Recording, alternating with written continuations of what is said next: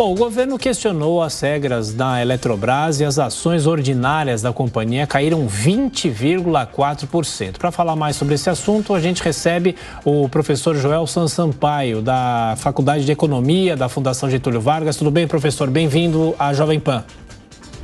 Bom dia, Tiago. Obrigado. Bom, professor, e de qualquer forma também o presidente do Senado afirmou que o governo não deve fazer críticas a esse processo da Eletrobras dos últimos anos, porque foi uma decisão não só do governo passado, mas também do Congresso Nacional. Eu pergunto, a instabilidade jurídica que se cria a partir de agora, por mais que o governo não consiga reverter esse processo, qual é a instabilidade jurídica e econômica, não é, professor?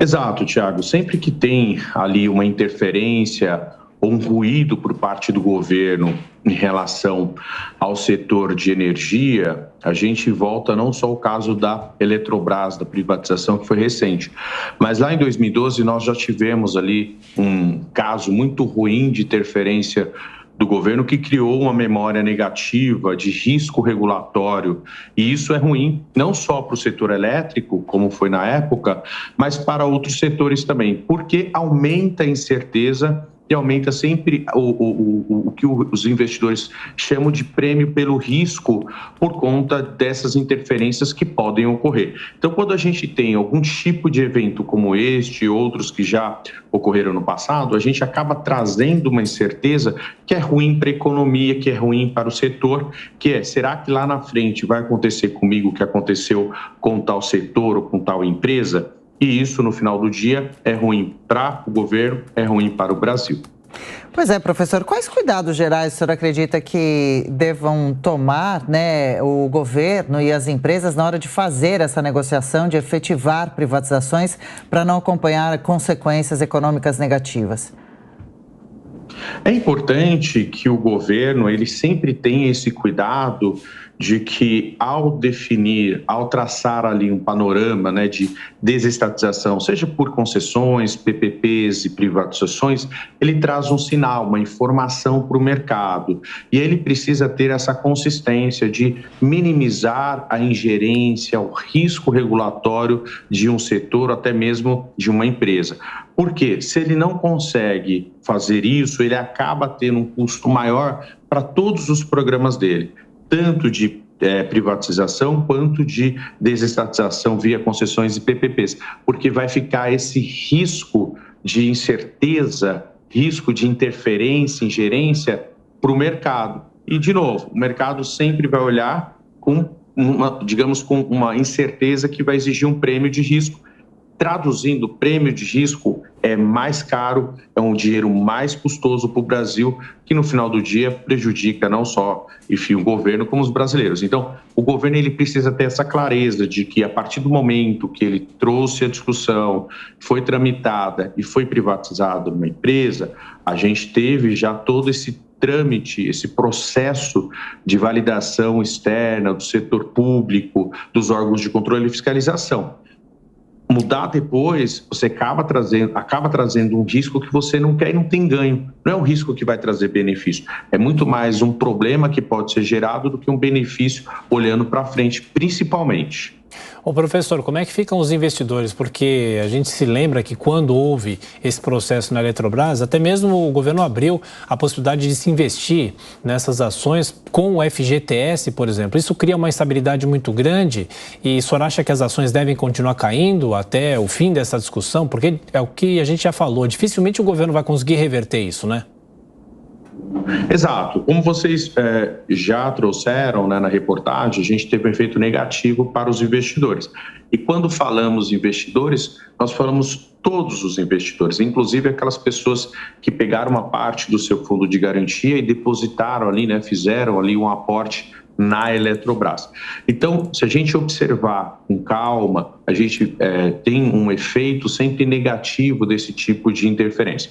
Daqui para frente, o governo tem que ter como aprendizado, e de novo, algo que já aconteceu antes, de que toda vez que você traz esse risco de incerteza, ingerência, interferência, você penaliza às vezes quem você quer proteger.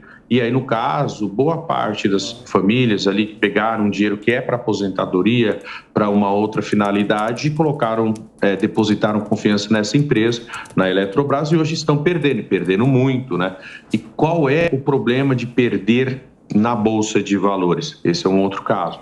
Mesmo que daqui para frente o governo comece a ter esse cuidado, a perda que já foi colocada para esses investidores, ela demora para se recuperar, para voltar, porque você geralmente tem uma queda abrupta, mas a recuperação ela é muito mais lenta. Então, essa perda já ocorreu, o que a gente espera é que o governo tenha mais cuidado, principalmente nesses processos de relação público-privado. Há um grande programa atual de expansão das concessões e PPPs que vão trazer aí esses riscos, né? Não só para o governo federal, mas principalmente para os outros entes da federação, governos de estado e município, que o mercado vai ter essa leitura. Olha, será que tem algum risco de mudança, de volta, de repente, lá na frente ser questionado esse processo? E isso é ruim, porque a gente precisa hoje muito da parceria com a iniciativa privada para aumentar investimentos no Brasil. O governo tem baixa capacidade de investimento, ele precisa da iniciativa privada para isso. E para isso a gente precisa ter um ambiente favorável para conseguir atrair esses investimentos. Professor Joelson, antes da gente encerrar a entrevista, mudando um pouquinho de assunto, os últimos anúncios feitos pelo ministro da Fazenda, Haddad, com relação a possíveis mudanças em alguns cargos do Banco Central, o embate do governo federal com Campos Neto já refletem de alguma forma na economia?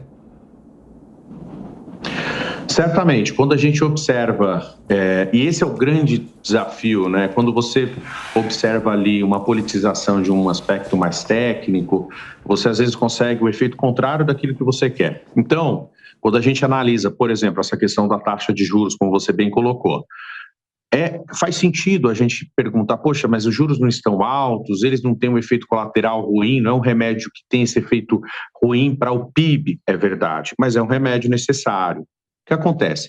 A partir do momento que a gente não segue o protocolo, o efeito é o contrário. Em vez de a inflação descer, os juros caírem, a gente consegue um efeito contrário, de o mercado olhar para frente e falar, não, o governo vai tolerar a inflação mais alta, então ele olha para frente a inflação com uma projeção de alta e fala, bom, para isso lá na frente, de alguma forma, ser controlado, os juros lá na frente precisam ser altos também, e para conseguir atrair o investidor, para financiar a dívida, o governo precisa pagar esse prêmio de juros. E aí o Banco Central tem a dificuldade de conseguir reduzir a taxa de juros, mesmo hoje a inflação tendo já esse arrefecimento maior. Então é importante a gente sempre ter, e o governo precisa ter esse cuidado de que muitas vezes faz sentido, enfim, a questão da preocupação com a taxa de juros, por exemplo, mas o Banco Central está lá para isso, né? Ele é também interessado em querer reduzir taxa de juros. Agora, ele precisa de outros componentes, por exemplo, arcabouço fiscal, precisa avançar, precisa ser factível, a gente precisa ter um ambiente que favoreça, que possibilite o Banco Central reduzir a taxa de juros. E lembrando que o Copom não é só uma pessoa, tem ali um grupo de pessoas, de ministros e presidente do Banco Central que fazem parte da reunião e tomam a decisão para frente. E isso também é importante ser ponderado, porque é uma decisão que não é só de uma pessoa e olha certamente do ponto de vista técnico a economia. Sim. Professor de Economia da Fundação Getúlio Vargas, Joelson Sampaio. Professor, obrigada pelos esclarecimentos, pela entrevista. Boa terça-feira. Obrigado. Bom dia.